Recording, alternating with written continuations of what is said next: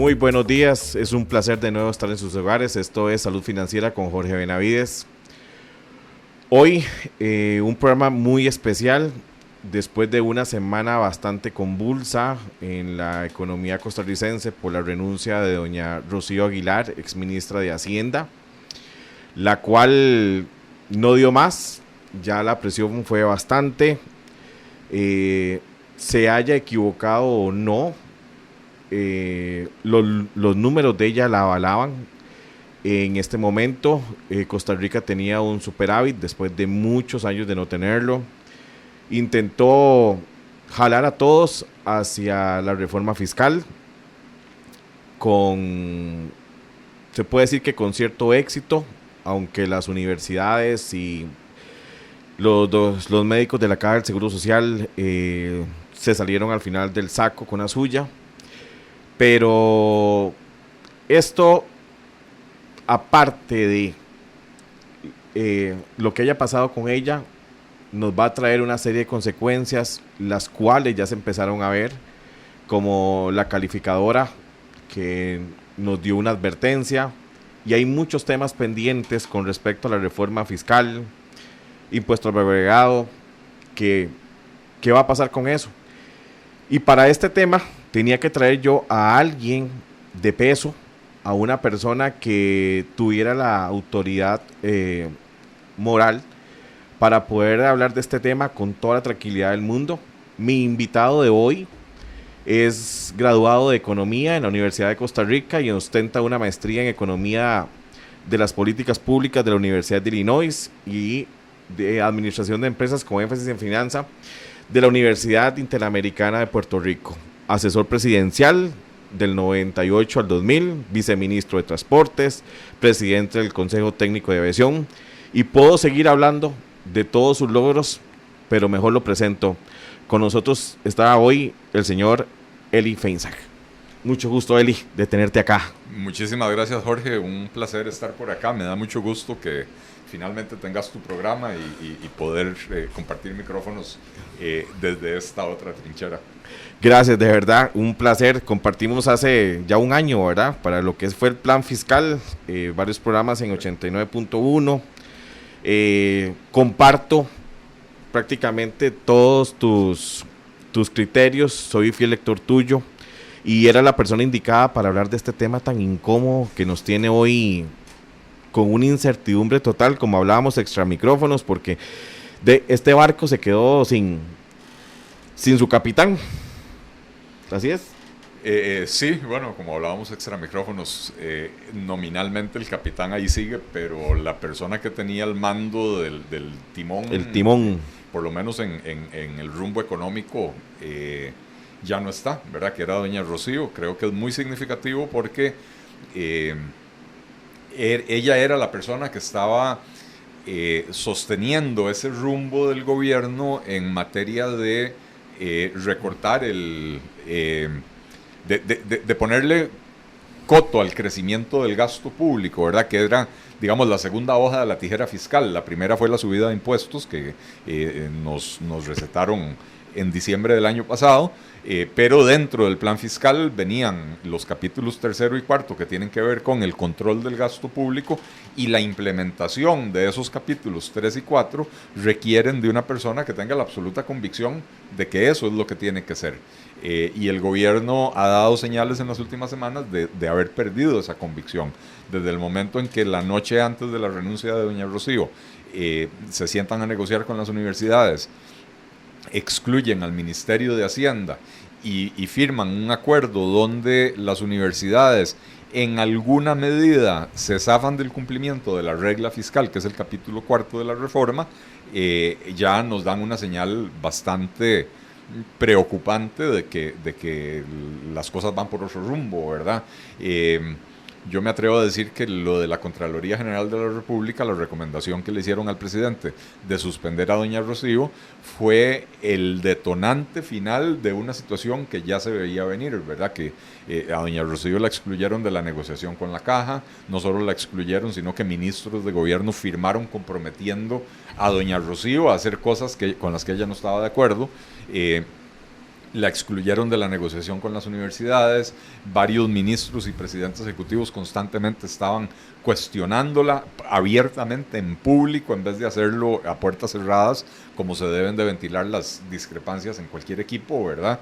De manera que ya no, para mí ya no era un asunto de si doña Rocío iba a renunciar, sino cuál iba a ser el detonante de esa renuncia. Y bueno, lamentablemente vino lo de la Contraloría y se fue.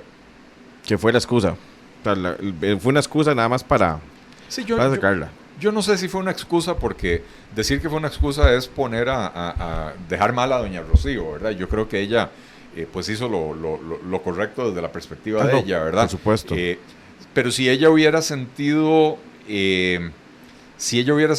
que tenía el apoyo del presidente de la República, un apoyo irrestricto, probablemente hubiera apelado la decisión de la Contraloría y se hubiera podido sostener en el puesto con ese apoyo. Porque recordemos que la Contraloría no sancionó a doña Rocío. La Contraloría recomienda al presidente de la República suspenderla, que no es lo mismo que imponerle una sanción. Y el presidente de la República tenía varias opciones. La fácil, hacer que doña Rocío renuncie, ¿verdad?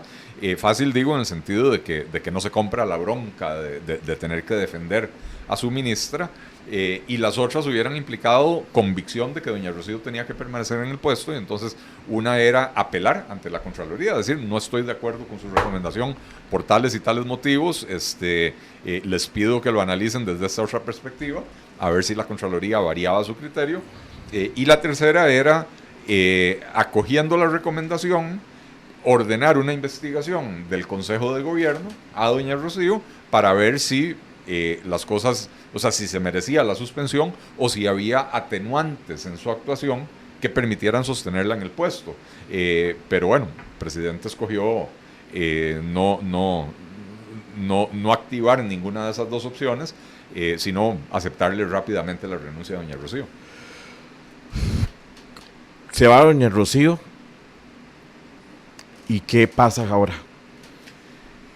Bueno, en lo inmediato los mercados financieros internacionales mostraron su preocupación, ¿verdad? Los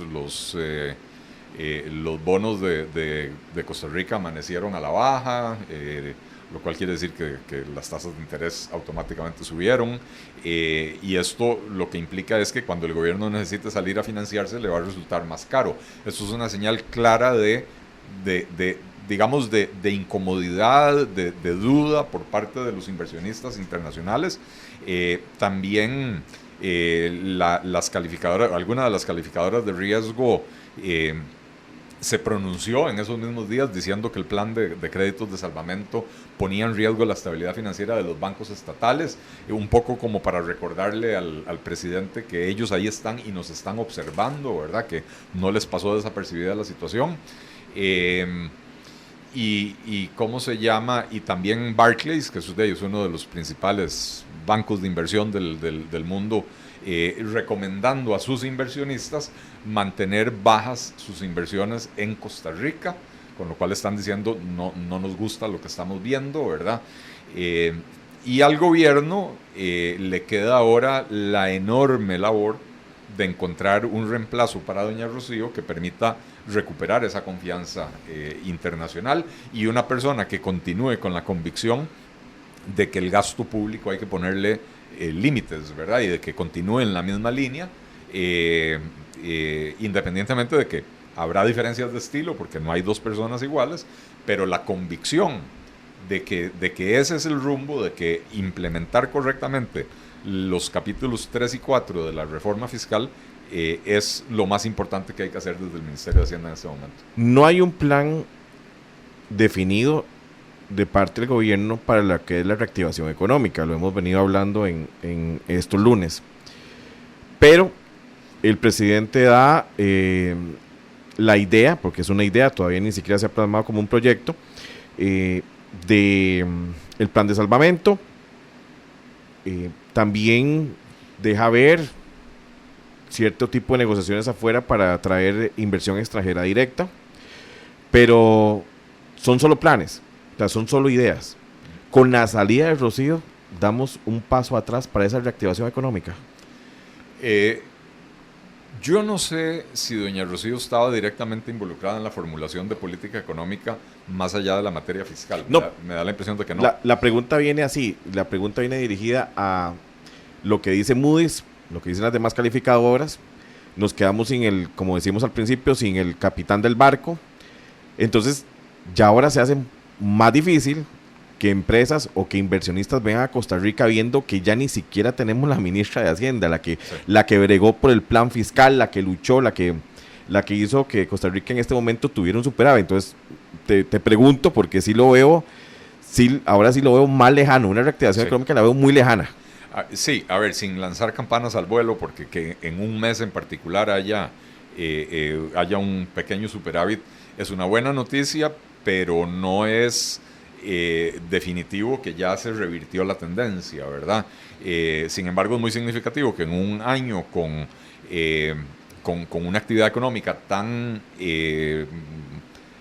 débil, ¿verdad? Que haya una recuperación de la recaudación es bastante significativo, y digo esto a pesar de que se aprobó la reforma fiscal, ¿verdad? Porque uno espera que la reforma fiscal aumente la recaudación, pero también tiene el efecto, digamos, colateral de que la misma reforma fiscal contribuye a la desaceleración de la economía en una economía que ya venía desacelerada.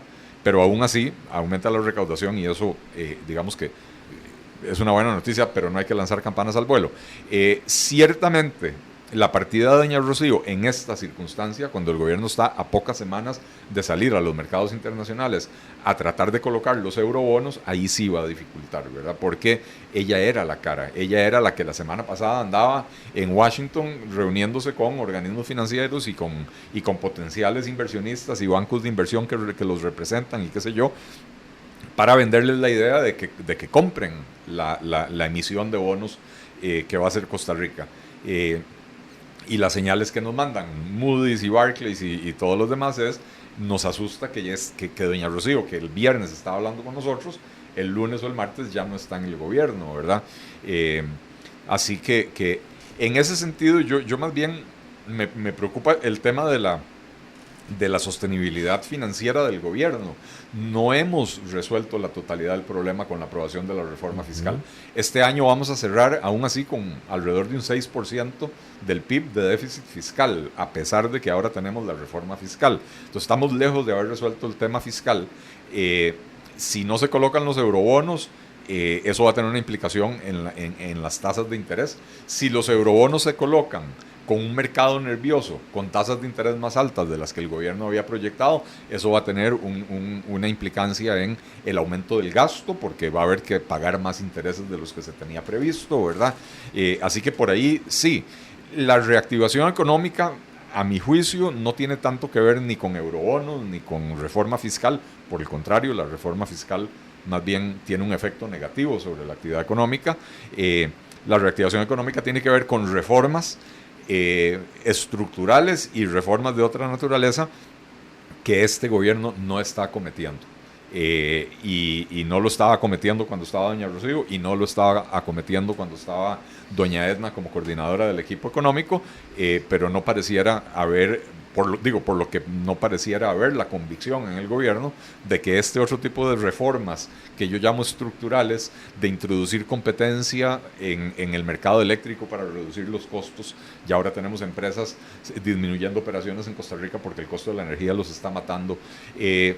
De reformar el código laboral que introduce costos altísimos a la contratación, que es excesivamente rígido, que no contempla las modalidades de contratación que se requieren hoy en día en la era del Internet, ¿verdad? Entonces, reformar el código laboral, traerlo, adaptarlo al siglo XXI, de introducir mayor competencia en el mercado bancario para ver si logramos disminuir los elevadísimos márgenes de intermediación, que al final de cuentas son producto de la ineficiencia de los bancos que dominan ese mercado, que son los bancos estatales y el Banco Popular, que juntos controlan alrededor de un 50 o un poquito por ciento más, o un poquito más, 50%, un poquito más del mercado, de la colocación de crédito, etcétera.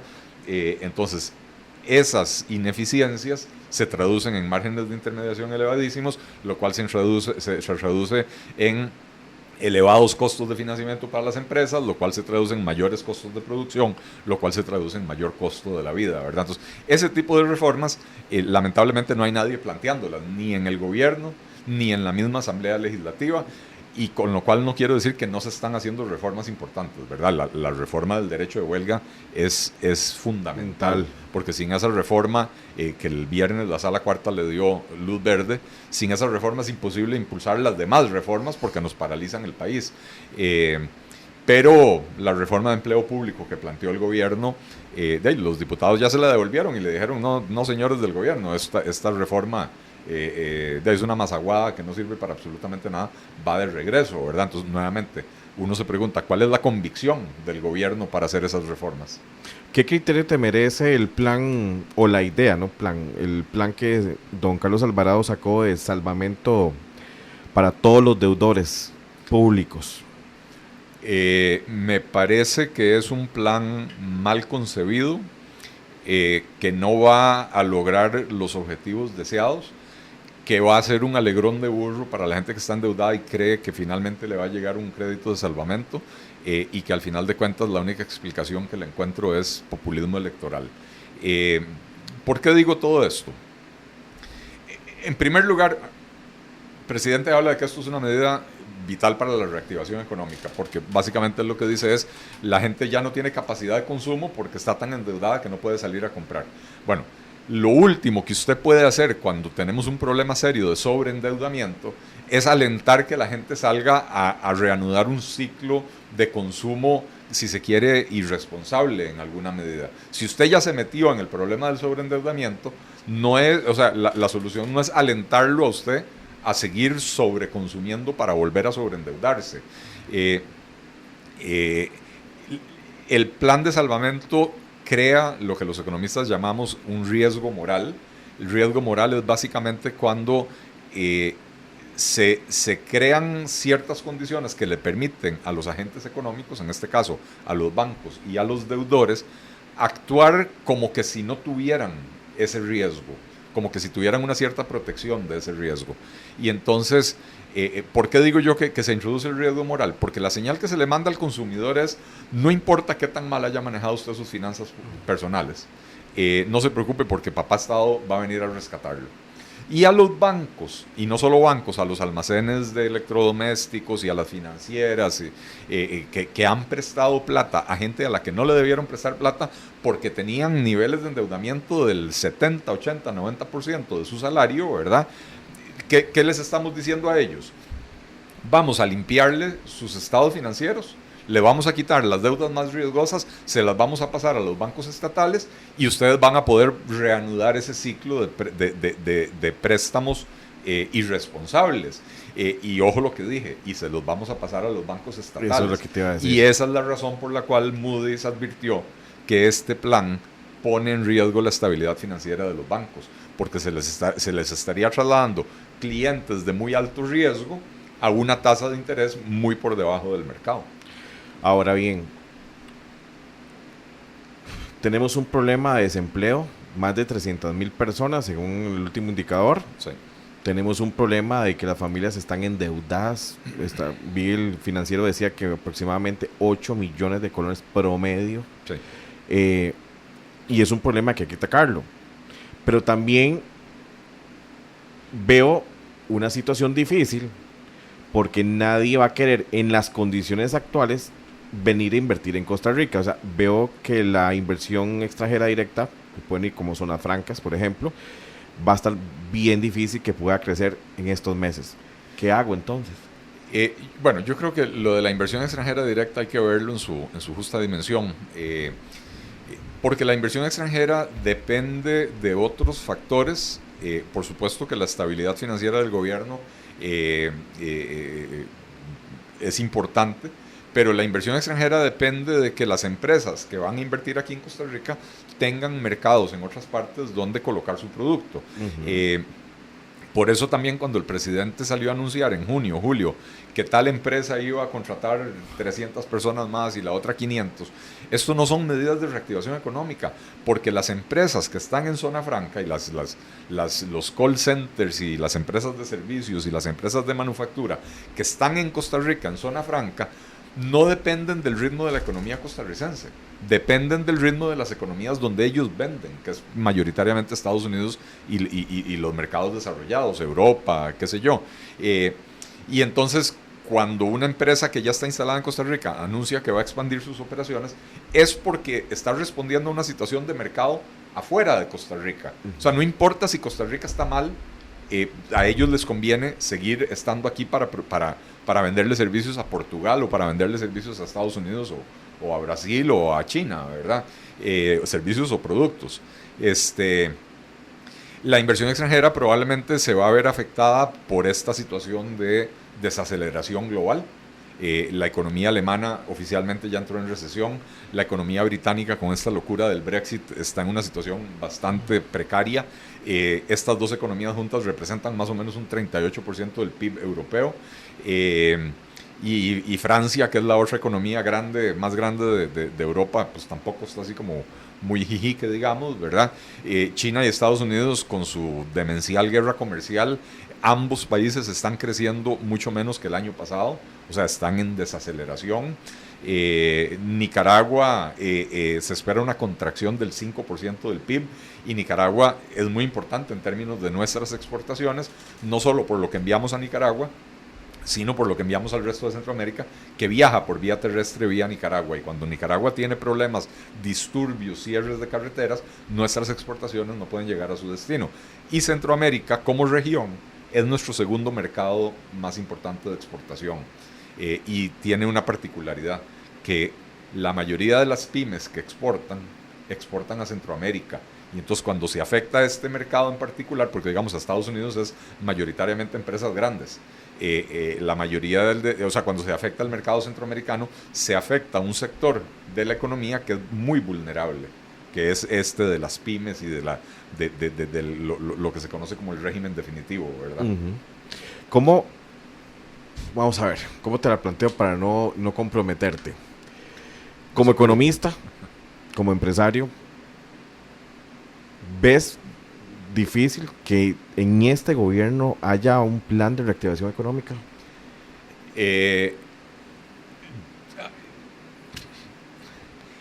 O sea, si me preguntas si veo difícil que en los próximos 2 meses haya un plan de reactivación económica, sí, lo veo dificilísimo, porque no veo la convicción del gobierno de que las cosas tienen que ir por ese rumbo. Y cuando han hecho anuncios de reactivación económica, realmente son medidas muy parciales, muy incompletas, pero no hay un verdadero plan global de reactivación económica que reconozca los orígenes del problema que tiene la economía costarricense, ¿verdad?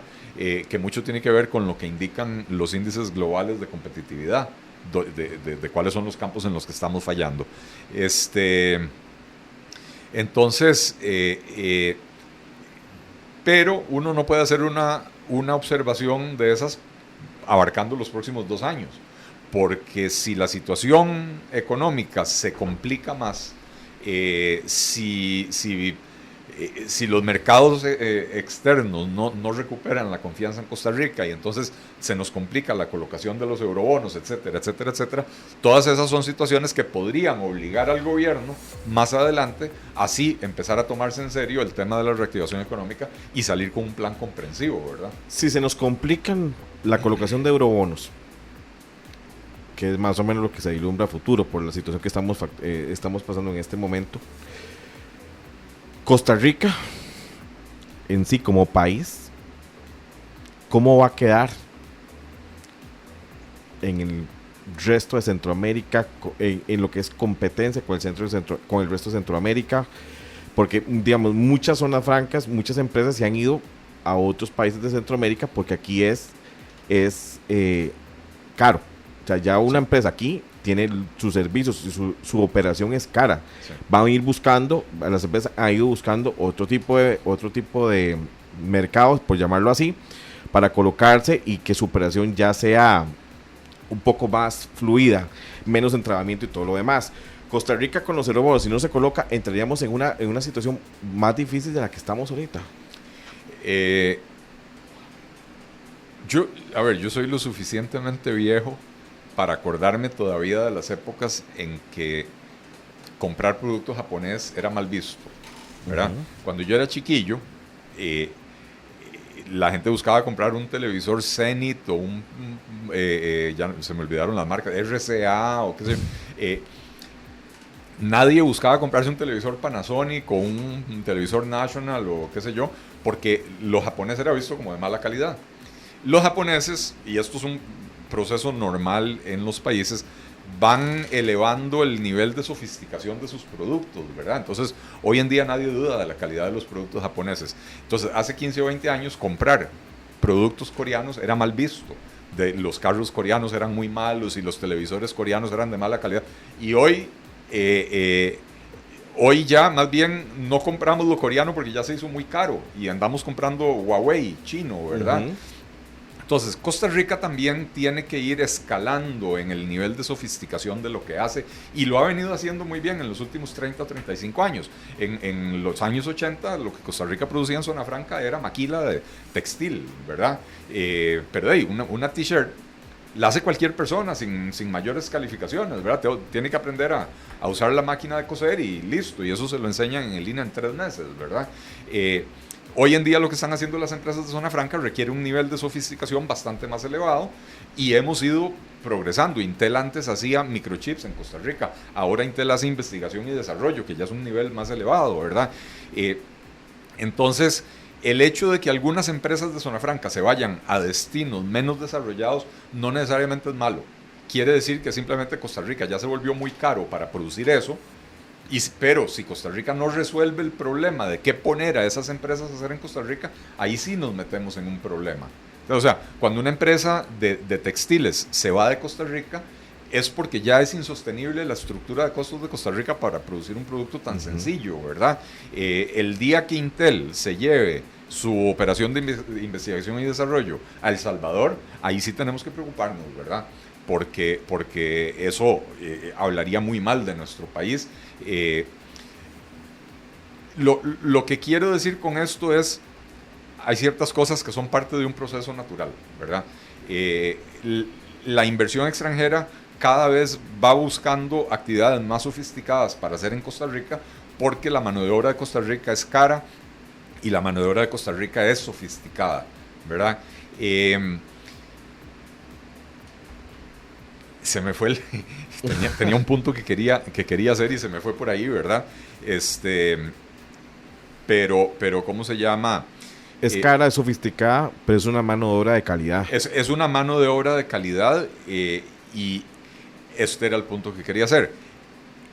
El problema es que ya no nos está ayudando a resolver el problema de desempleo, porque el nivel de sofisticación que se necesita para aspirar a esos puestos ya no es un nivel de sofisticación que tiene la mayoría de la población, y esto en parte es producto de las fallas de nuestro sistema educativo, ¿verdad? Del hecho de que la gente no está terminando el colegio, del hecho que durante años despreciamos la educación técnica en nuestro país, y entonces no hay suficientes técnicos que sí están demandando las empresas de Zona Franca. Es que la gente tiene la idea de que para trabajar en Zona Franca hay que tener estudios universitarios. No es cierto. Para trabajar en Zona Franca hay que tener estudios técnicos, también universitarios, pero hay que tener estudios técnicos y dominio de idiomas extranjeros.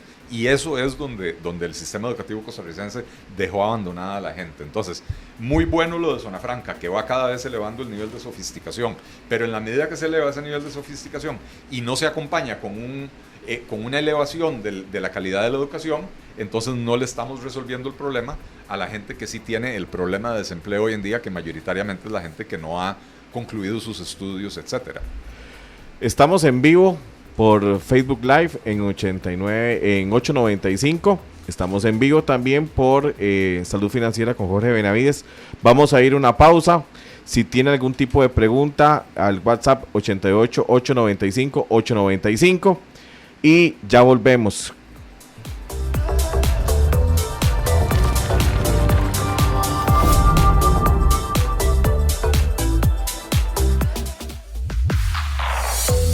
Ok, volvemos a Salud Financiera. Qué gusto estar con ustedes. Ahora sí, voy a comprometer al invitado que tengo hoy con una pregunta que se le tenía guardada, pero creo que él es la persona ideal para responderme esta duda que tengo. Eli, si tuvieras en tus manos la potestad para formular un plan de reactivación económica, ¿qué harías para reactivar la economía de Costa Rica? En primer lugar, una medida que se puede tomar inmediatamente, el presidente de la República lo puede hacer sin pedirle permiso a la Asamblea Legislativa, porque no requiere de reformas legales, es decretar una disminución unilateral de los aranceles de importación de los productos de la canasta básica. Yo sé que ya hay procesos de desgravación encaminados con el TLC, pero deberíamos de hacer la desgravación para todos los orígenes y no solo para los mercados del Tratado de Libre Comercio con Estados Unidos, ¿verdad? ¿Por qué digo eso?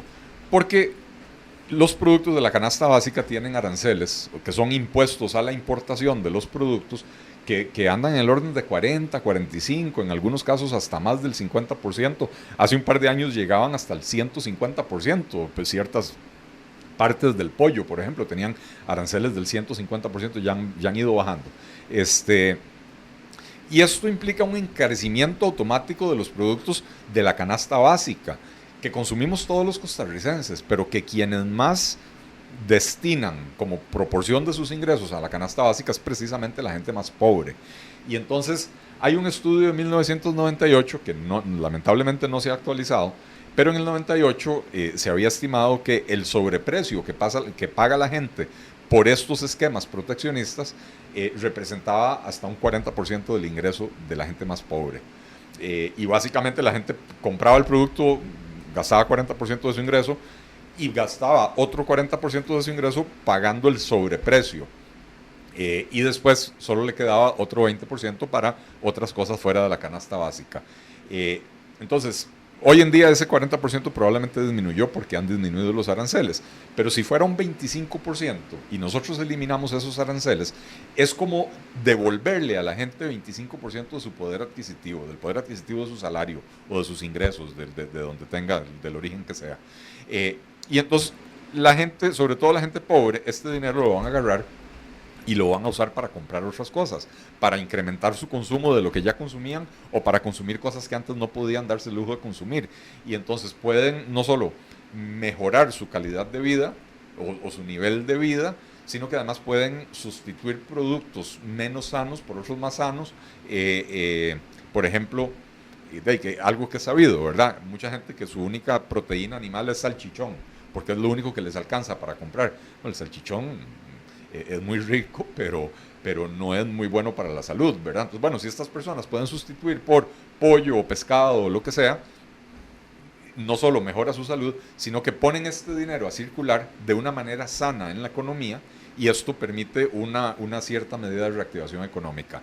Y además sería una medida de disminución de la pobreza como ninguno de los 45 programas antipobreza de este gobierno podrían lograr.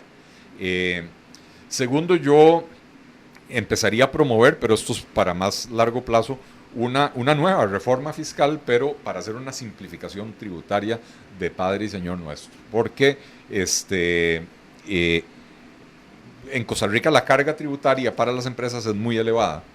El Banco Mundial la estimó en 58% de las utilidades para las empresas que cumplen, ¿verdad? ¿Por qué es esto? Porque tenemos más de 100 impuestos vigentes, pero solo 4 de ellos recaudan el 88% de todo lo que se recauda.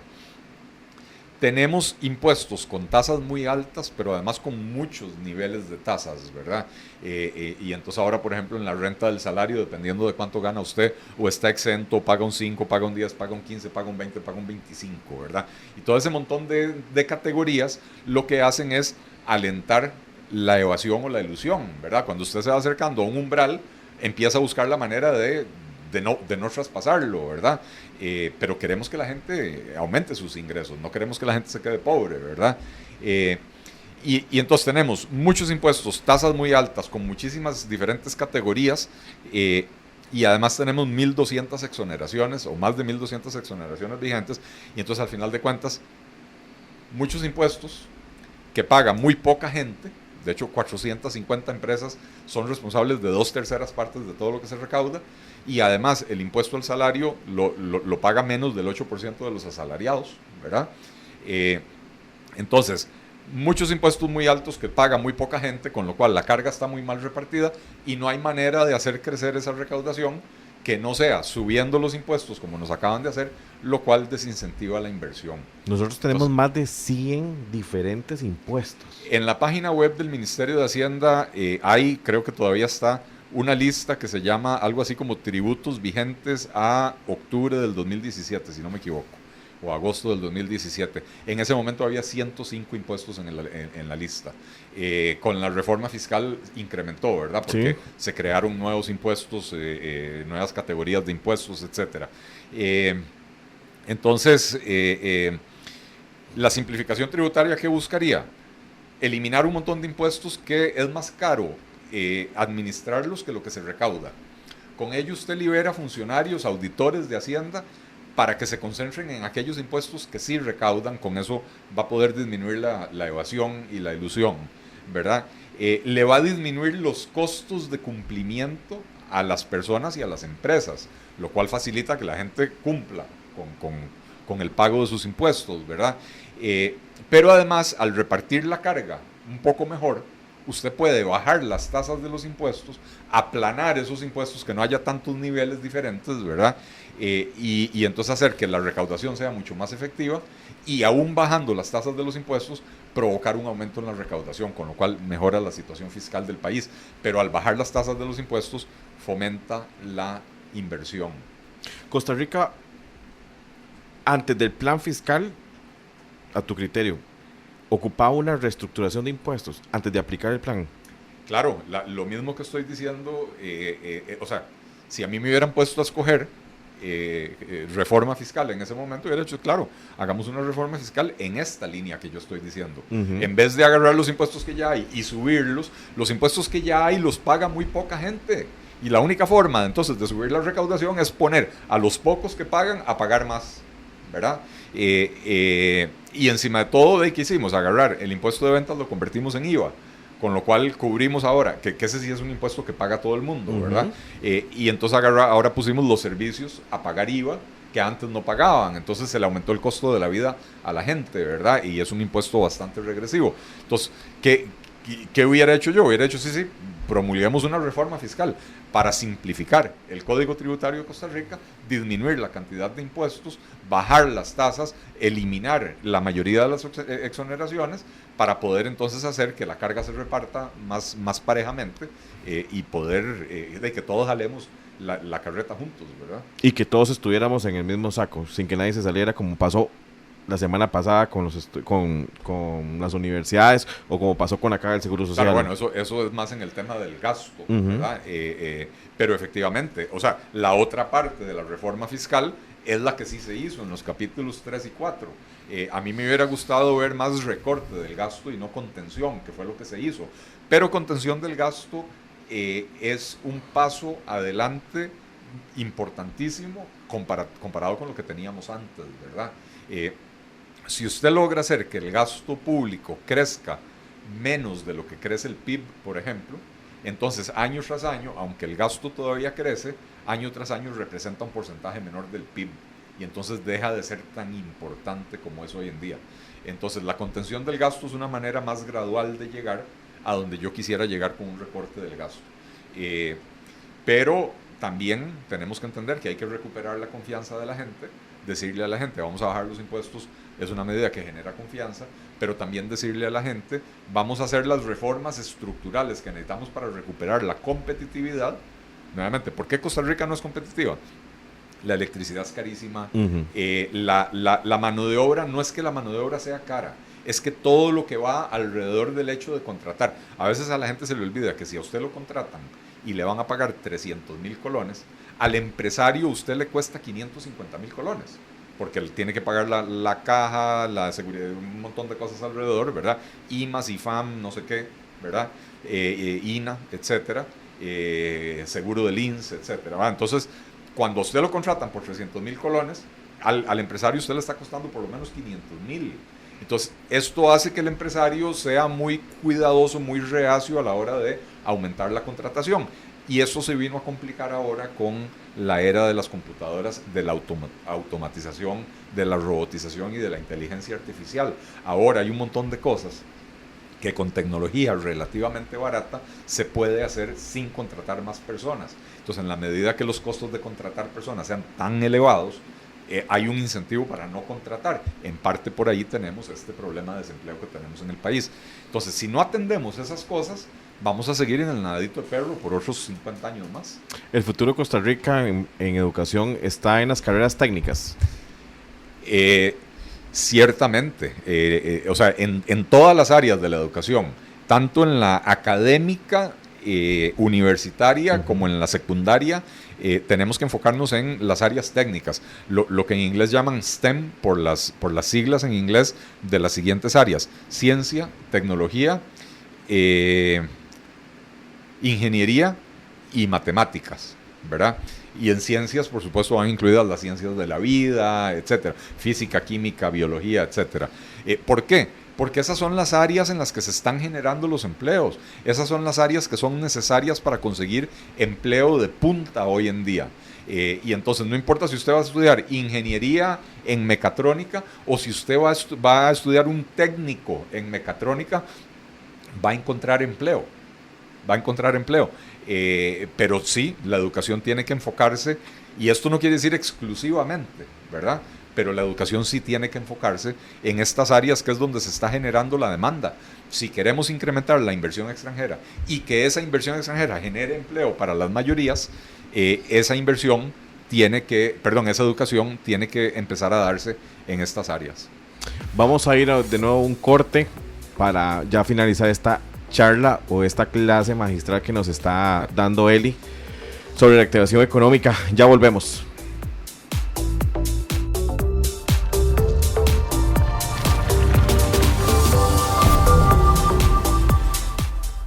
Los lunes, en punto de las 11. Y volvemos ya para la parte final de nuestro programa Salud Financiera.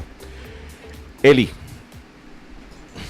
tenemos como 5 minutos aproximadamente. Hablamos de impuestos, hablamos de contención del gasto un poquito. ¿Qué nos falta más para terminar de hacer un plan de reactivación económica acá? Voy a insistir, Jorge, en el tema de las reformas estructurales. El país ha perdido competitividad. El índice global de competitividad que se publicó hace 15 días, el índice de haciendo negocios del Banco Mundial, que también se publica todos los años, que miden diferentes aspectos de la competitividad de una economía, de la facilidad que presenta esa economía para hacer negocios, lo cual genera actividad económica, genera empleo, genera crecimiento, genera riqueza. Todos esos índices vienen señalando desde hace muchos años, esto no es algo nuevo, las áreas en las que Costa Rica ha fallado muchísimo, ¿verdad? Por ejemplo, el peso de las regulaciones en el costo de producción. Tenemos una regulacionitis enorme. El presidente anunció hace un tiempo una no me acuerdo cómo la llamó, una moratoria, creo que fue el nombre que utilizó, moratoria regulatoria, diciendo no vamos a imponer nuevas regulaciones, pero en el mismo decreto estableció las excepciones, ¿verdad? Entonces, en materia de medio ambiente sí, en materia de salud sí, qué sé yo, entonces de pronto esas son las áreas donde tenemos los principales cuellos de botella regulatorios, ¿verdad?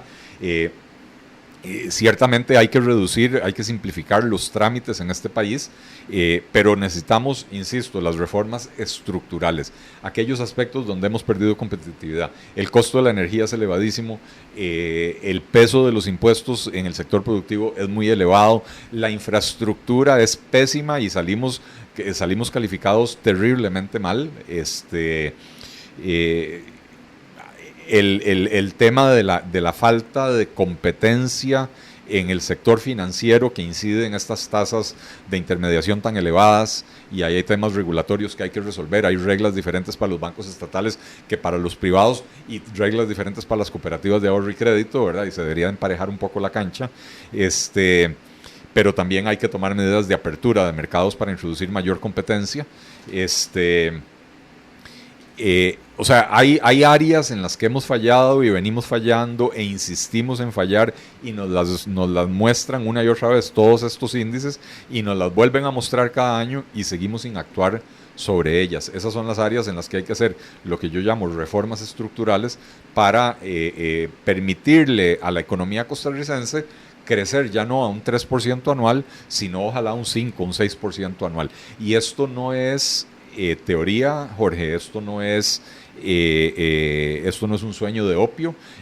Tenemos nuestro vecino aquí al sur, con una infraestructura productiva bastante inferior a la de Costa Rica, Panamá, pero ha adoptado reformas en los últimos 20 años que han hecho que si hace 10 años Panamá todavía tenía un nivel de ingreso menor al nuestro, hoy tiene un nivel de ingreso que es fácilmente 30-40% superior al de Costa Rica. Panamá ha venido creciendo los últimos 15 años a un promedio por arriba del 5%, mientras que Costa Rica ha venido creciendo un promedio por debajo del 4%.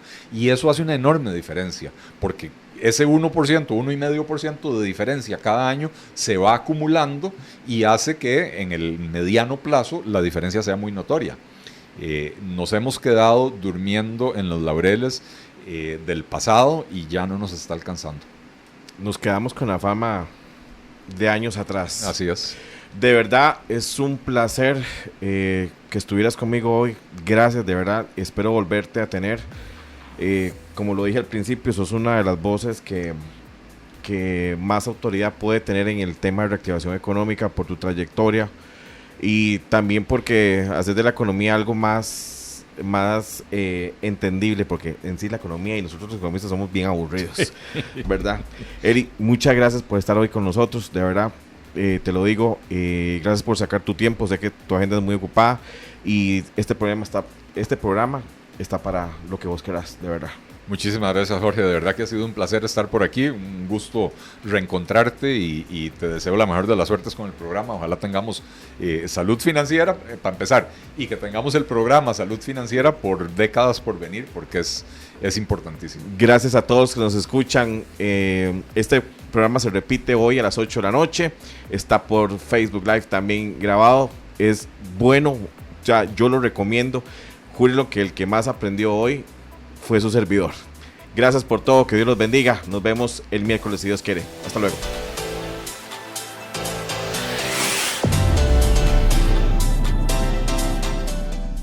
Esta fue la audición de hoy lunes de Salud Financiera. Todo sobre finanzas.